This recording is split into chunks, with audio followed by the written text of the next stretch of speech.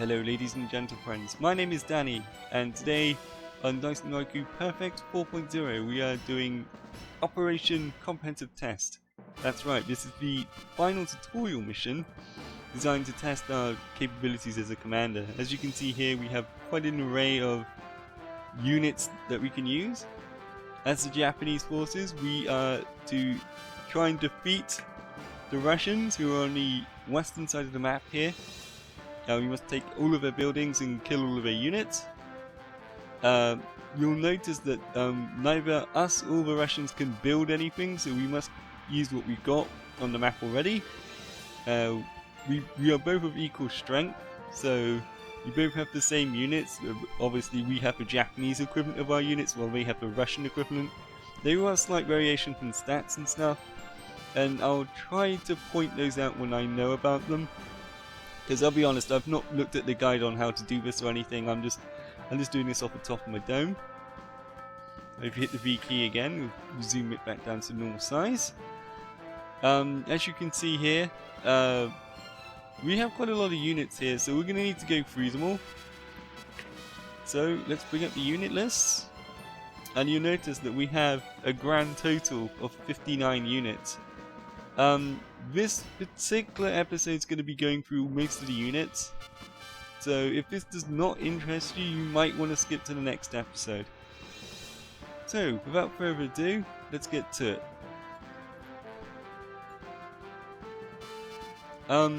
First of all, we're going to start with our aircraft. This is the F-15J Kai Eagle. This is our most expensive fighter aircraft that we have on the map. And with good reason. It has something that a lot of other fighter aircrafts do not have. That's a short-range 5 anti-air missile. As you can see here, the name of arms, we have 3 different weapons that this aircraft is equipped with. Firepower is how strong the weapon is, how much damage it does. 4 being more powerful than 2, obviously. The highest I've seen firepower go up to so far is a 6. We'll get onto that a bit later. Shot range is how many hexes away you can be while firing the actual weapon. 1 means we're going to be basically adjacent to the enemy, while 5 means we can actually be quite far away from the enemy. With aircraft fighters, you actually do want to have the most range possible, because it means that you can strike them without them being able to hit you back, which is great. As you can see here, the accuracy rate, this is the default chance to hit out of 100 without taking into effect terrain defense properties or your allies being next to them, that kind of thing. Versus super high units, like really high altitude aircraft, it's 46%. Versus like regular fighter aircraft and that kind of thing, it's 84%. And on low altitude aircraft like helicopters, that kind of thing, it's 64%. As you can see here, it can't really attack ground units, and it can be fired indirectly.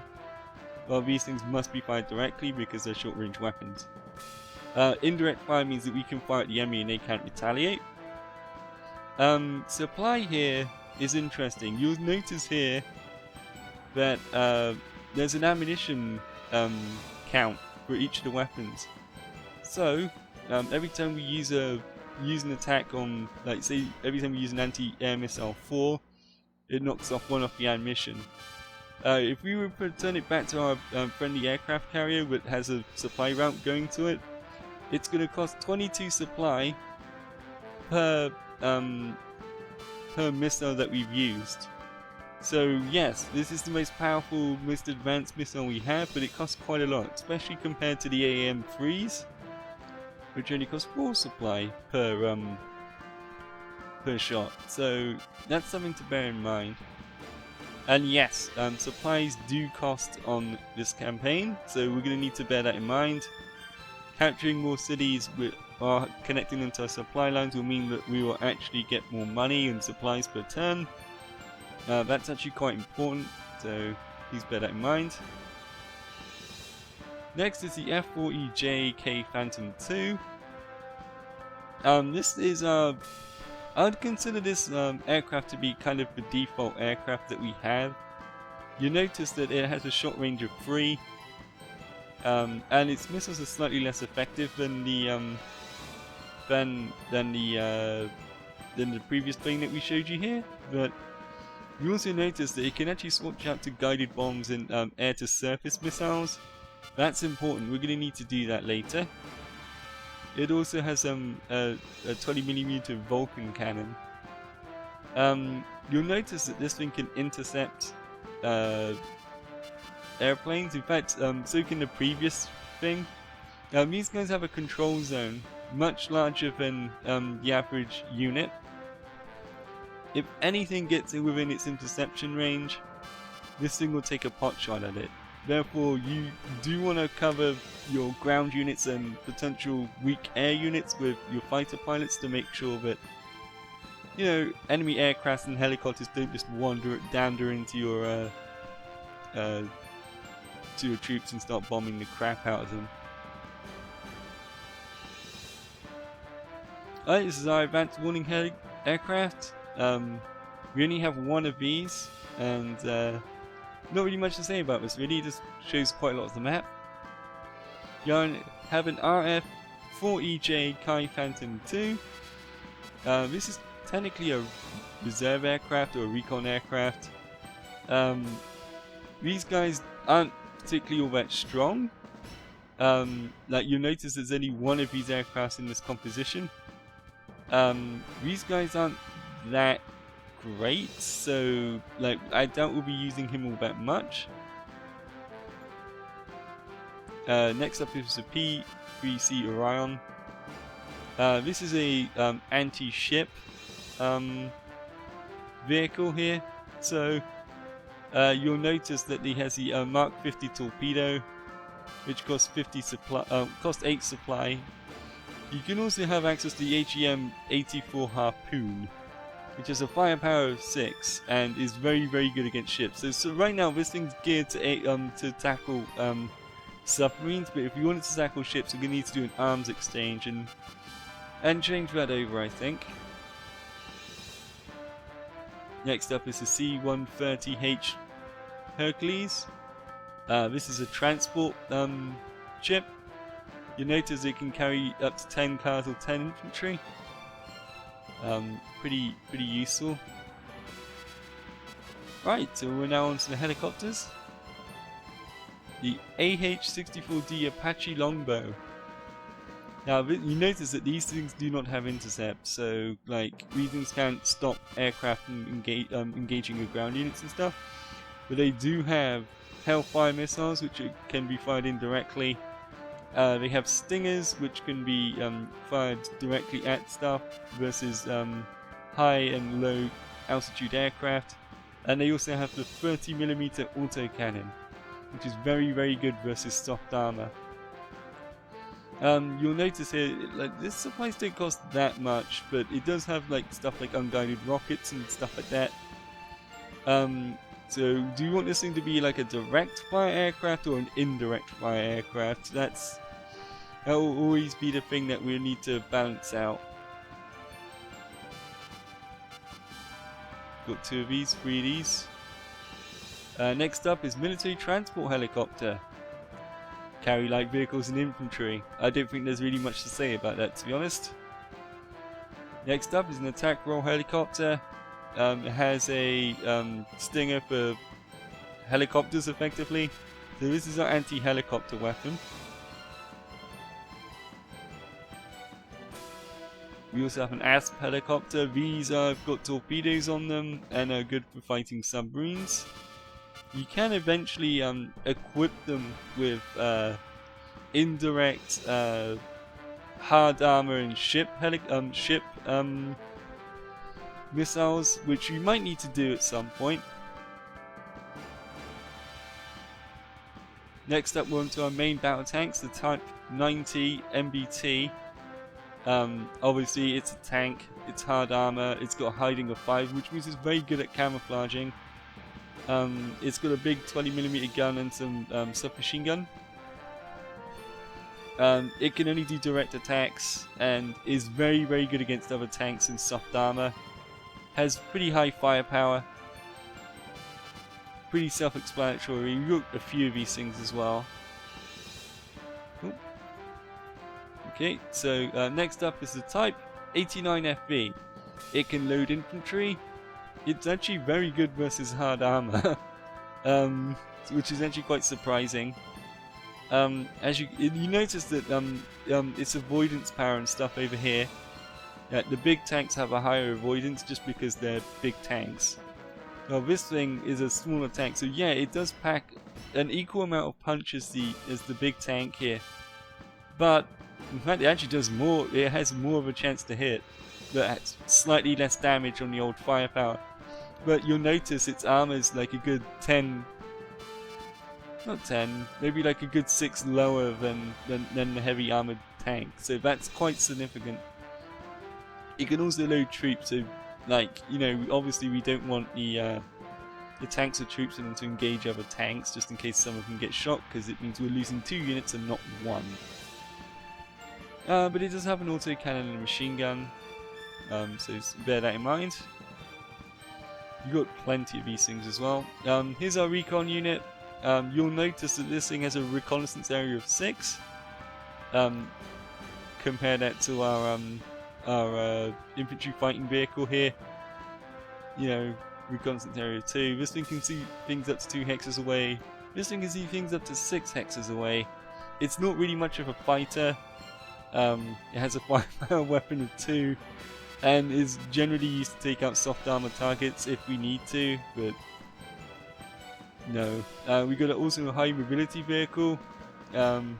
Same kind of deal really. It has even shittier guns on it, so. But it does have a parachute, so you can technically drop this thing out of a vehicle. It's technically classed as a light armor vehicle though, which means I don't think it counts as a car. So we can't use our Chinooks to drop it out. Next up is actually a vehicle that we like a lot. It's an indirect tank destroyer. This thing fires missiles at tanks. It's soft armor, so it doesn't have very much armor. But it does have a short range of 3, and have a hard armor accuracy of 80,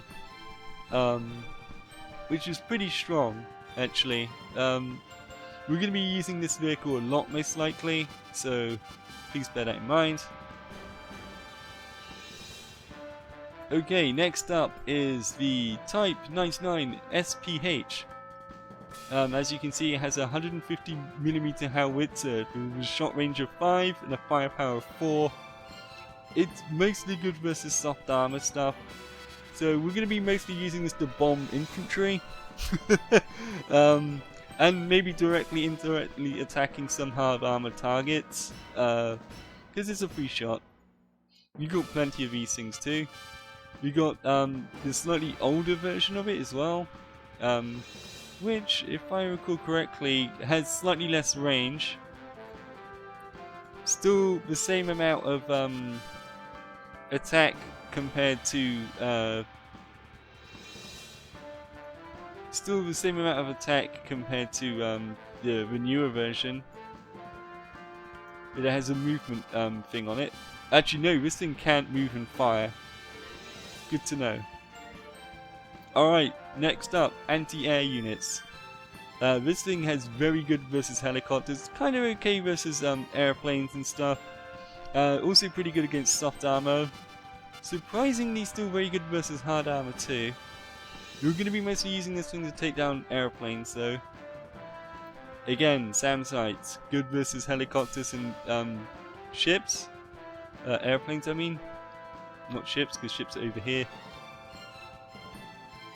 Alright, so this unit is important.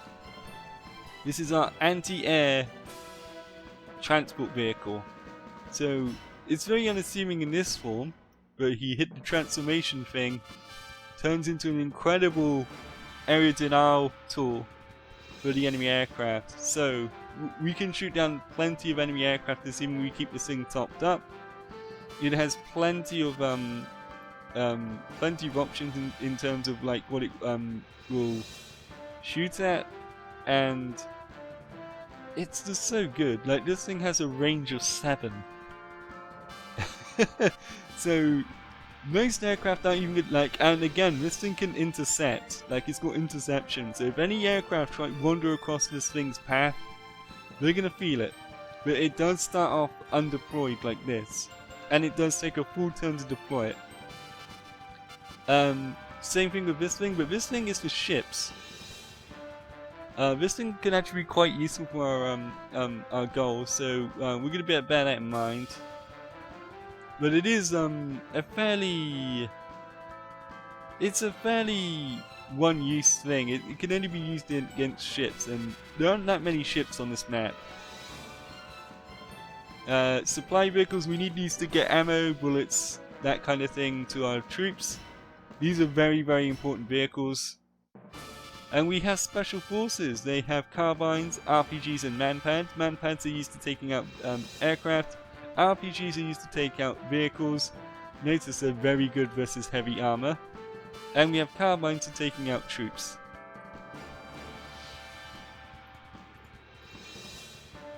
Next up is our ships.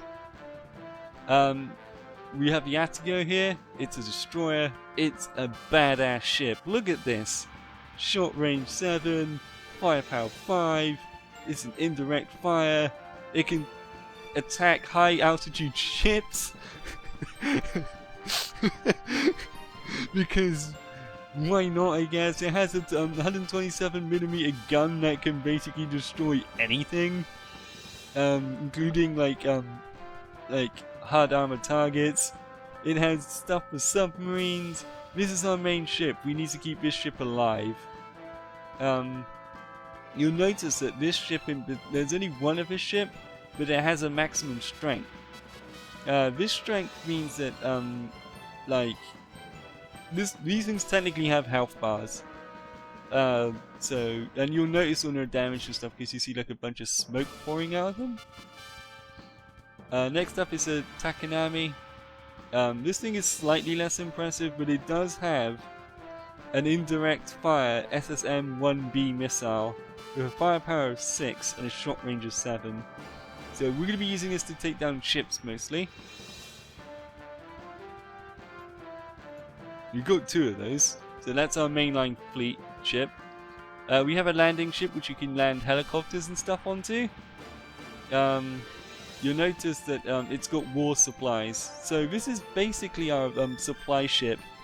You keep this thing next to our ships and stuff, and they get ammo and stuff. This is a hovercraft. It can technically load on heavy armor vehicles. That's actually really cool because we can potentially use a heavy tank or like artillery, and have them just like, you know, load in Normandy style, I guess, and drive up the actual beach or whatever, or the landing zone wherever we decide to shove it. Here is our submarine. You notice that these things can take down ships and other submarines. It does have an indirect torpedo, which is good. The indirect torpedo has only got a range of 2, while the actually, this thing can be fired directly, indirectly. This thing is purely indirect. Wow, that's a firepower of 12. I didn't realize that.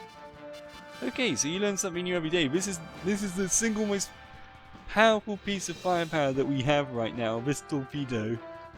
It can only be used on ships and submarines, which is regrettable, but yeah, I think that's pretty good. From the guides that I've been reading of other games, apparently Japan is kind of like a defensive powerhouse. The unit to watch really is our F-15J Kai Eagle, and where are you? Actually, you can bounce out of this because I think I know where he is.